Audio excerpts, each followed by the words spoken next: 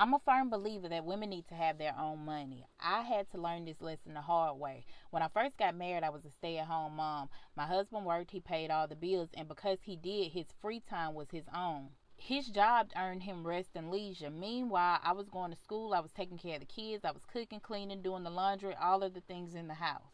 Somehow my exhaustion didn't count because I didn't work a job that paid me. He couldn't understand that I was tired too, not just physically, but also mentally and emotionally. I didn't have an outlet, I didn't have support, and I didn't have my own money. His money was his money. He decided what was a necessity and what was a luxury. And the things that make me feel good now, like getting my hair done, my nails, my feet, my wax, my facials, all of those things were things that I couldn't get done because I depended on him.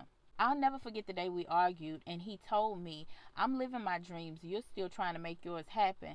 That comment crushed me, but it also lit a fire in me. I finished getting my LPN, I went back and got my RN, my BSN, eventually my MSN, and then a postmaster certification as a psychiatric mental health nurse practitioner. The more money I made, the more resentful he became. It was like the more I was able to stand on my own 2 feet, the smaller he felt standing beside me. He started saying things like, you never loved me, you just used me to get through school, and when you get to where you want to be, you're going to leave me. And the thing is, if he were the man he was supposed to be, why would I leave? When a woman is loved correctly, she's not looking for an exit.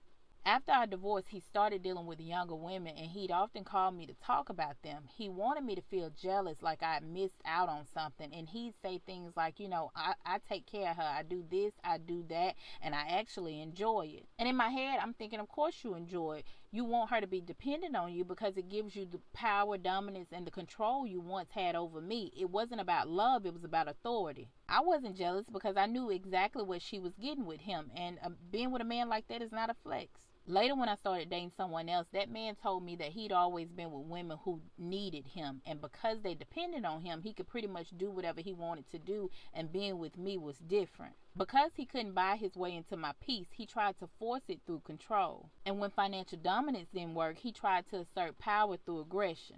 By raising his voice, creating chaos, and trying to break down the parts of me that stood firm. That's when I realized that some men don't just want to be needed, they want to be above you.